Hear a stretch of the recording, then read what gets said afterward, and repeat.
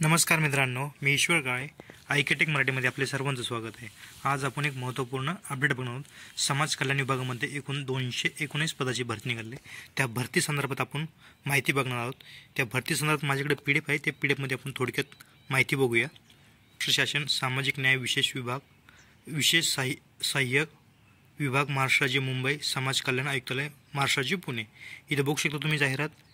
समाज कल्याण आयुक्तालय, महाराष्ट्र राज्य, पुणे यांच्या आस्थापनेवरील वर्ग 3 संवर्गातील वरिष्ठ समाज कल्याण निरीक्षक, गृहपाल अधीक्षक, महिला गृहपाल अधीक्षक, सर्वसाधारण समाज कल्याण निरीक्षक, उच्च श्रेणी लघुलेखक, निम्न श्रेणी लघुलेखक व टंकलेखक या संवर्गातील तक्त्यात नमूद केलेल्या रिक्त पदे सरळ सेवे भरण्याकरिता सदर पदासाठी आवश्यक असलेली अर्हता पात्रता धारण करीत असलेला पात्र व इच्छुक उमेदवार ऑनलाईन पद्धतीने अर्ज मागण्यात येत आहे. इथे बघू शकता पद बघू शकता तुम्ही. पद वरिष्ठ सहाय्यक कल्याण यासाठी एकूण 5 पदे आहे. इथं बघू शकता तुम्ही रिक्त पदाचे सामाजिक आरक्षण तुम्ही बघू शकता.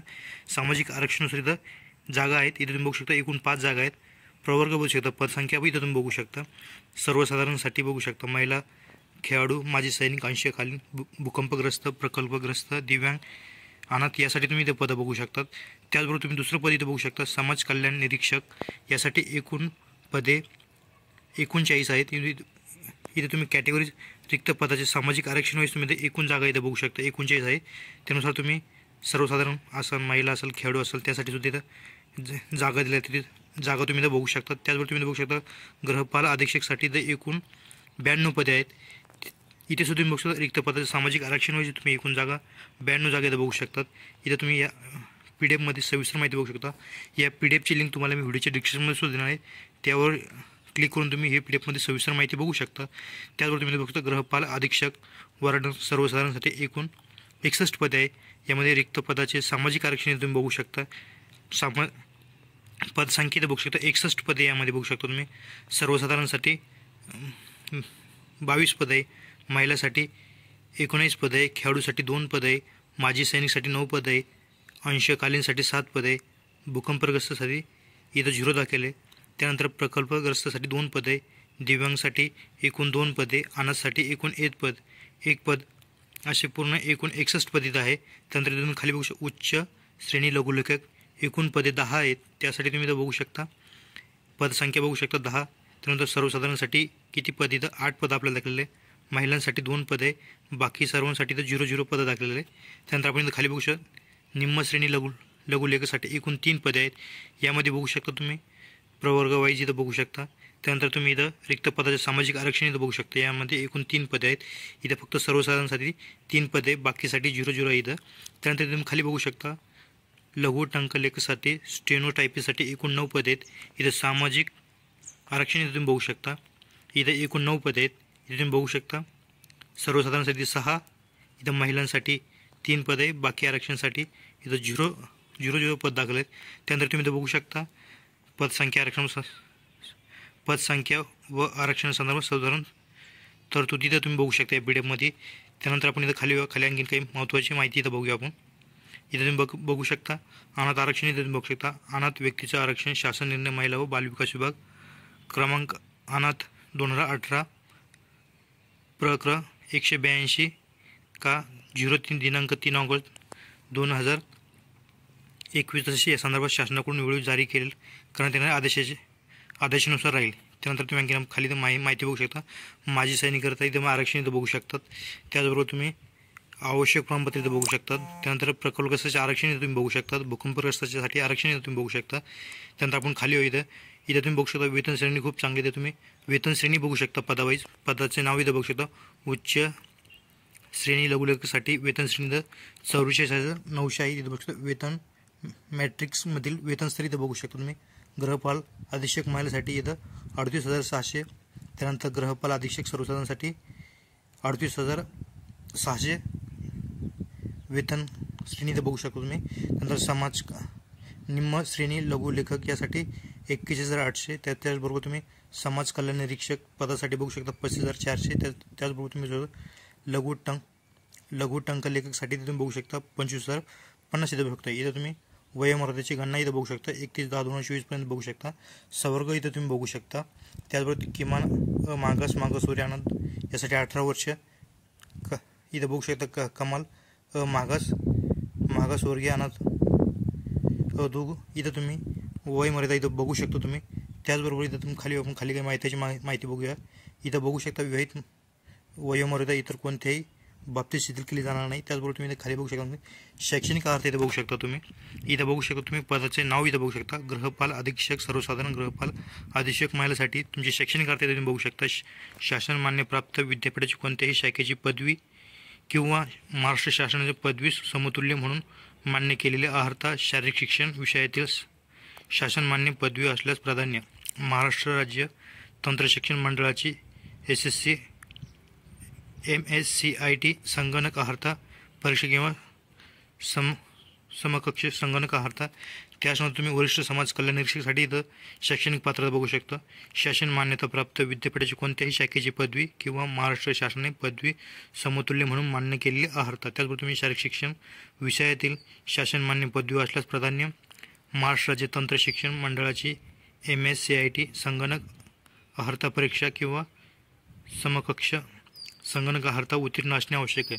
त्याचबरोबर तुम्ही बघू समाज कल्याण निरीक्षण याबाबत सुद्धा तुम्ही इथं शैक्षणिक माहिती इथं बघू शकता. शासनाने प्राप्तता विद्यापीठाची कोणत्याही शाखेची पदवी किंवा शासनाने पदवी समतुल्य म्हणून मान्य केलेला अर्हता. त्याचबरोबर महाराष्ट्र राज्य तंत्रशिक्षण मंडळाची MSCIT संगणक अर्हता किंवा समकक्ष अर्हता उत्तीर्ण असणे आवश्यक आहे. तुम्ही इथं बघू शकता उच्च लघु श्रेणीसाठी सुद्धा इथं शैक्षणिक अर्हता इथं तुम्ही बघू शकता. शासनमान्य माध्यमिक शाळा परीक्षा बोर्डाचे यशस्वी उत्तीर्ण अथवा तत्सम. त्याचबरोबर उच्च श्रेणीला लघुलेखक इंग्रजी सामान्य वाणिज्य प्रमाणपत्र मंडळाची 120 शब्द प्रति मिनिट इंग्रजी लघुलेखन परीक्षा उत्तीर्ण किंवा त्याचबरोबर उच्च श्रेणी लघुलेखन मराठी शासनमान्य वाणिज्य प्रमाणपत्र मंडळाची 120 प्रति मिनिट इंग्रजी परीक्षा उत्तीर्ण. त्याचबरोबर तुम्ही बघू शकता वरील B मधील 1 व 2 करिता इंग्रजी मराठी दोन्ही लघुलेखन 120 प्रति मिनिट असल्यास प्राधान्य. इथं बघू शकता टंकलेखन इंग्रजी 40 प्रति मिनिट किंवा टंकलेखन मराठी 30 शब्द प्रति मिनिट. इथं बघू शकता महाराष्ट्र राज्य तंत्र शिक्षण मंडळाची MSCIT संगणक अर्हता परीक्षा किंवा समकक्ष संगणक अर्हता उत्तीर्ण असणे आवश्यक आहेत. इथे तुम्ही प्रत्येक पदावाईची जर शैक्षणिक अर्हता बघू शकता. ही PDF लिंक तुम्हाला व्हिडिओच्या डिस्क्रिप्शनमध्ये तुम्ही सविस्तर या कोणत्या पदाला काय एज्युकेशन लागणार तुम्ही इथं सविस्तरपणे बघू शकता. इथं बघू शकता तुम्ही आणखीन काही खाली इथं महत्त्वाची माहिती आहे. इथं आपण हे बघू शकता. इथं काय दिव्यांग आरक्षण इथून तुम्ही बघू शकता. पुढे येऊया थोडक्यात आणखी आपण काही माहिती बघूया. आणि तुम्हाला मी यामध्ये ऑनलाईन पद्धतीने कशा पद्धतीने अप्लाय करायचं त्या वेबसाईटची लिंकसुद्धा तुम्हाला मी डिस्क्रिप्शनमध्ये देणार आहे. त्या लिंकवर क्लिक करून तुम्ही ऑनलाईन पद्धतीनं अप्लायसुद्धा करू शकतात. इथं तुम्ही बघू शकता इथं बघू शकता परीक्षा शुल्काचा भरणा परीक्षा शुल्काची फी. इथं बघू शकता प्रवर्गाचे आवश्यक परीक्षा शुल्क. इथं खुल्या प्रवर्गासाठी 1000 रुपये असणार आहे. मागासवर्गीयासाठी 900 रुपये तुम्हाला इथं फीज असणार आहे. त्याचबरोबर तुम्हाला मी दाखवतो.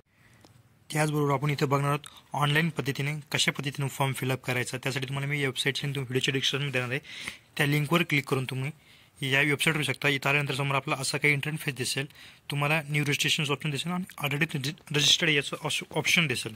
तुम्ही जर यापूर्वी रजिस्ट्रेशन केलं असाल तर ऑलरेडी रजिस्ट्रेशन यावर क्लिक करायचं आणि तुम्ही जर पहिल्यांदाच रजिस्ट्रेशन केलं असेल तर क्लिक यावर आपल्याला क्लिक करायचं.